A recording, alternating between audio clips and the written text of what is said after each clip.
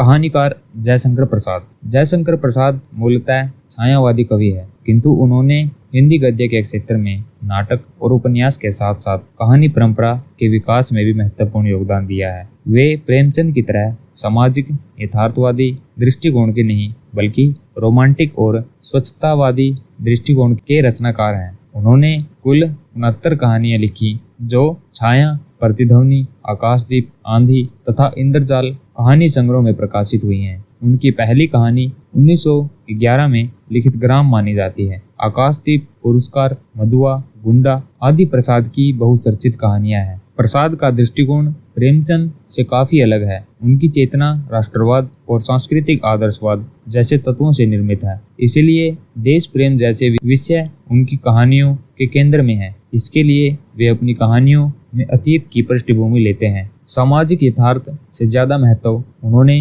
व्यक्ति के मन के भीतर विद्यमान मानसिक यथार्थ को दिया है। आकाशदीप की नायिका चंपा नायक से गहरा प्रेम करती है, किंतु उसे पता चलता है कि नायक ही उसके पिता का हत्यारा है। वह गहरे अंतर्द्वंद से गुजरते हुए नायक की हत्या का निश्चय करती है, किंतु कर नहीं पाती। पुरस्कार की नायिका मधुलिका को पता चलता है कि उसका प्रेमी राष्ट्रद्रोही है। उसके मन के भीतर कर्तव्य और प्रेम का द्वंद्व शुरू होता है। अंततः वह अपने कर्तव्य का अनुसरण करते हुए सच्चाई उजागर करती है, किंतु जब उसे पुरस्कार देने की घोषणा की जाती है तो वह अपने लिए प्राणदंड मांगती है।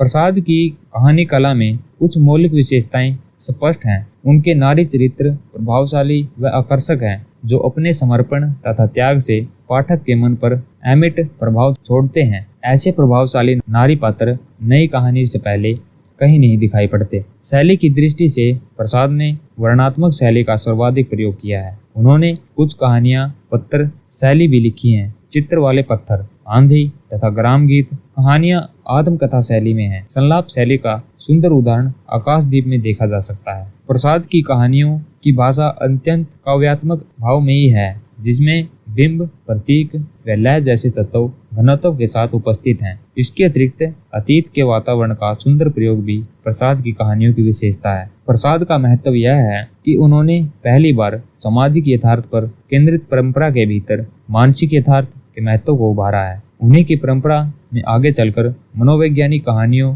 की वह समृद्ध परंपरा विकसित हुई, जिसमें जैनेन्द्र, इलाचंद्र जोशी और अज्ञेय जैसे समर्थ कहानीकार शामिल हैं।